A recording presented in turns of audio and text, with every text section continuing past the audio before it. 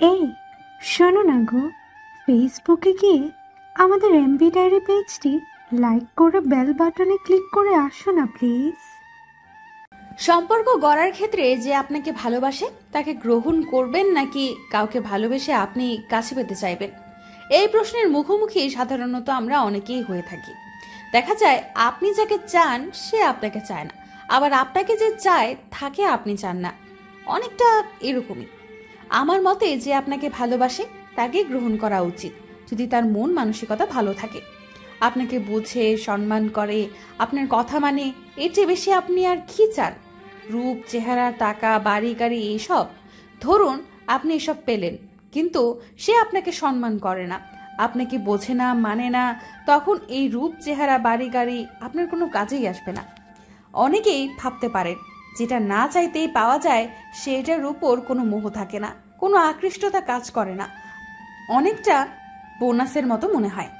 এবার না হয় একটু ভাবুন, আপনি যেটা বোনাস মনে করছেন সেটাই বা কয়জনে পায়?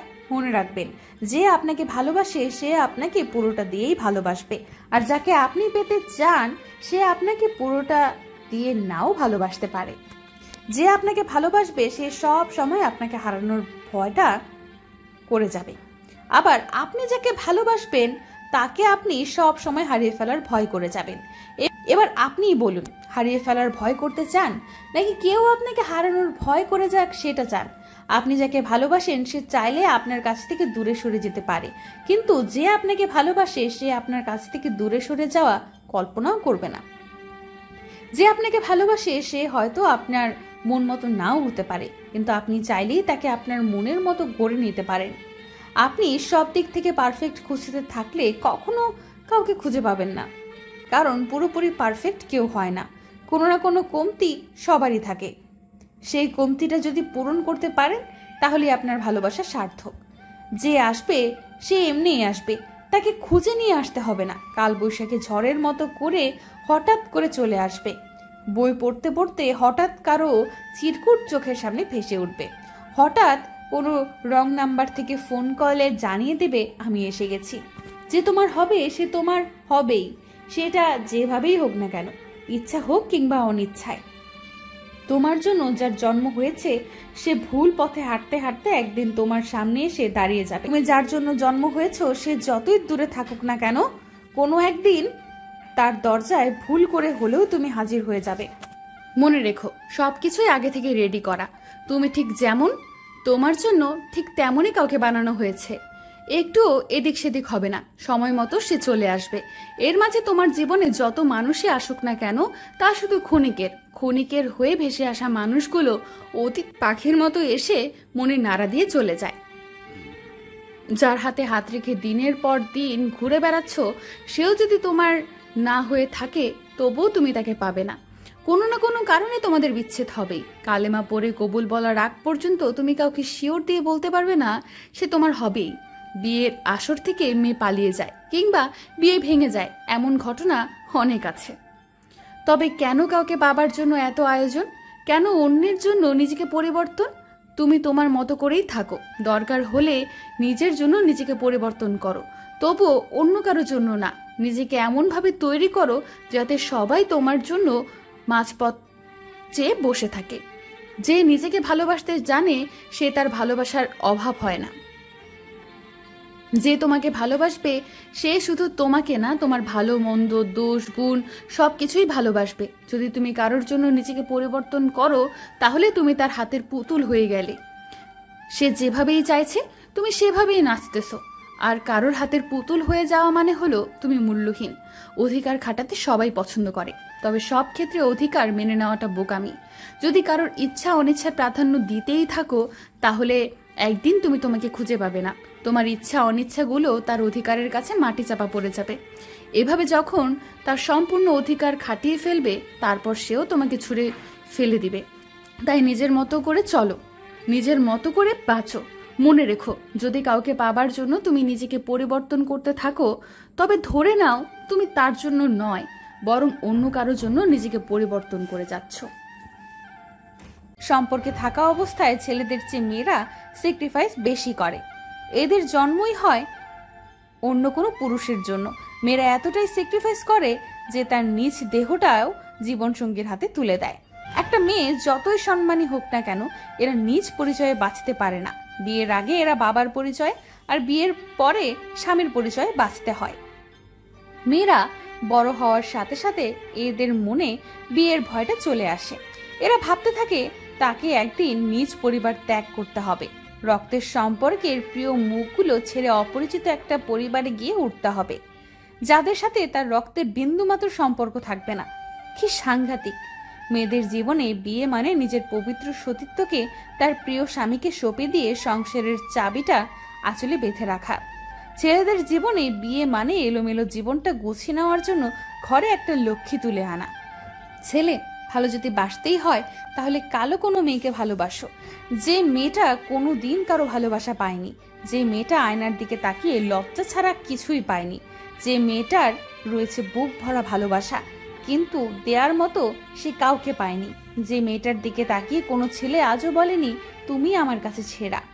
একটা কালো মেয়ে তোমাকে সুন্দর আকর্ষণীয় দেহ না দিতে পারলেও সুন্দর একটা মন তুমি ঠিকই পেয়ে যাবে, যে মনে আজও কারোর দাগ পড়েনি। প্রতিটা কালো মেয়ে জানে সে যাকে পাবে তাকে খুব সহজেই পাবে না, খুব সহজেই তার মনে কেউ উকি দিতে আসবে না। তাই কালো মেয়েরা যাকে পায় জীবন দিয়ে হলেও সেই ভালোবাসা হারাতে চায় না। মেয়ে সুন্দর স্মার্ট ড্যাশিং মার্কা ছেলেদের কাছ থেকে তো কম ঠকলে না, এবার না হয় একটা হাবাগোবা ছেলেকেই ভালোবেসে দেখো, বুঝতেই পারবে না এরা কতটা ভালোবাসার অধিকার নিয়ে রাখে। যে ছেলেটার চোখের দিকে তাকিয়ে দুহাত শক্ত করে ধরে আজও কোনো মেয়ে বলেনি আমাকে কখনো ছেড়ে যাবে না তো। একটা বোকাশোকা ছেলেরাও হয়তো জানে না কিভাবে ভালোবাসতে হয়, কিন্তু তারা এটা খুব ভালো করেই বোঝে কিভাবে প্রিয় মানুষকে আপন করে রাখতে হয়।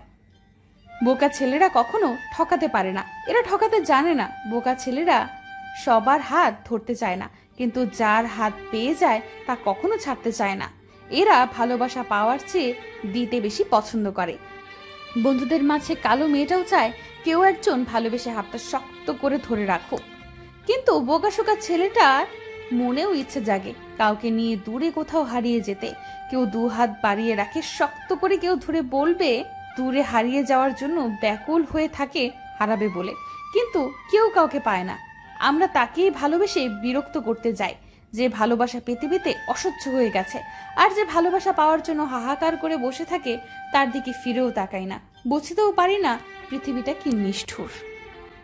একটা মানুষ তোমার প্রতিদিন খবর নিচ্ছে, প্রতি মুহূর্তে কেয়ার করছে, কি করছো, কোথায় যাচ্ছ, খেয়েছো কিনা ইত্যাদি, এসব বিভিন্ন কথা বলে তোমার সাথে সম্পর্ক করতে চাইছে, অথচ তুমি তাকে কোনো মূল্যই দিলে না।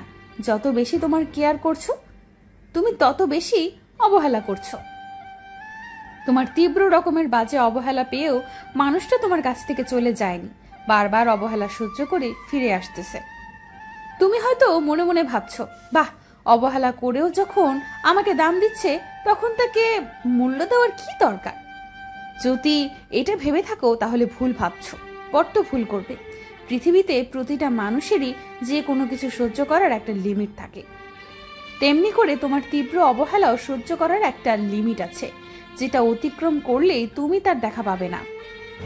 তোমার একটু একটু অবহেলা সহ্য করতে করতে সেও একটু একটু করে শিখে যাবে কিভাবে তোমাকে ছাড়া থাকা যায়। তোমার অবহেলা তাকে একা বাঁচতে শেখাবে।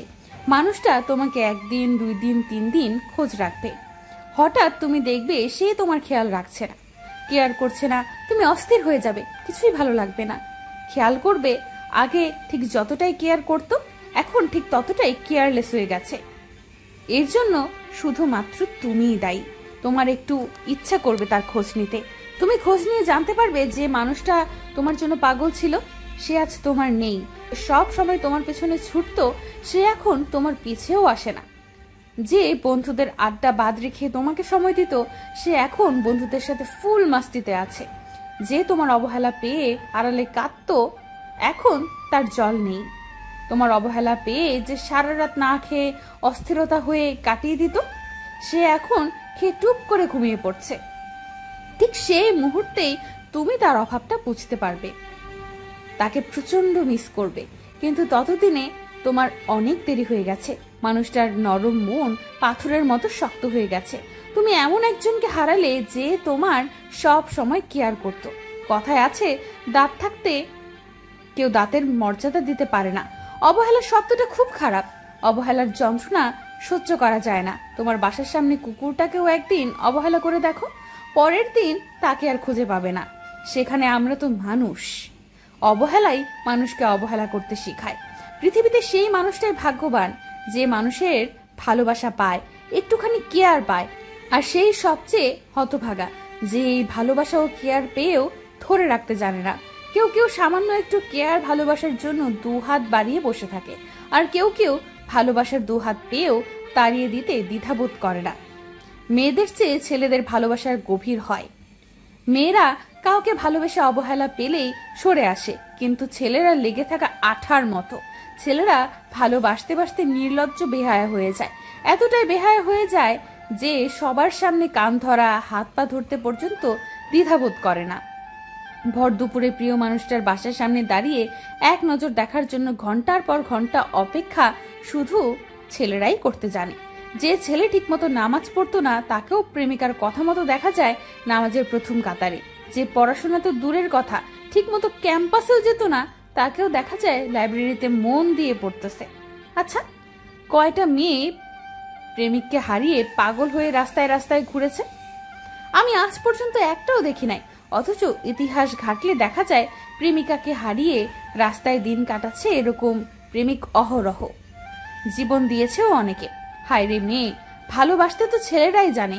ছেলেরা খুব সহজে নত হয় না, সবার সামনে নিজেকে ছোট করে না। শুধুমাত্র যাকে ভালোবাসে তার সামনে ছেলেরা মাথা নত করে, ছোট হয় ও বিলিয়ে দেয় নিচে সবটুকু আত্মসম্মান বোধ। এর কারণ কি? শুধুমাত্র একটুখানি ভালোবাসা পাওয়ার জন্য, পাশে পাওয়ার জন্য। মেয়েরা বেঁচে যায় শুধুমাত্র একটা কারণে, কারণ তারা কষ্ট সহ্য করার অসীম ক্ষমতা রাখে। তাই প্রেমে ধোঁকা খেয়েও কষ্ট চেপে রেখে স্বামীর সংসার খুব ভালোভাবেই করতে পারে। অথচ ছেলেরা কষ্ট সইতে পারে না, তাই নিজেকে শেষ করে দেয়। মেয়েরা চলে যায় স্বামীর বাড়িতে, ছেলেরা চলে যায় রাস্তার পাগলের দলে। প্রেমের ক্ষেত্রে মেয়েদের মনে যেমন মধু আছে তেমনি বিষও আছে। যার কপালে মধু পড়ে তার মতো ভাগ্যবান কেউ নাই, আর যার কপালে বিষের ছটা পড়ে তার মতো দুর্ভাগাও কেউ নেই। তবে ভাগ্যবানদের চেয়ে দুর্ভাগার সংখ্যাই বেশি। তেমনি মধুমাখা মেয়ের চেয়েও বিষে ভরা মেয়ে বেশি। তোমার বিশাল এক মেসেজের পর যদি রিপ্লাই আসে বা ওকে, তাহলে তোমার বুঝে নিতে হবে এই মুহূর্তে সে তোমার সাথে কথা বলতে চাইছে না। আবার তুমি বিভিন্নভাবে প্রশ্ন করছো, কেমন আছো, কি করছো, খেয়েছো কিনা, এসব প্রশ্ন করে যদি শুধুমাত্র তার উত্তরটাই পাও তোমাকে এসব প্রশ্ন করছে না, তাহলেও বুঝতে হবে তোমার উপর সে বিরক্ত।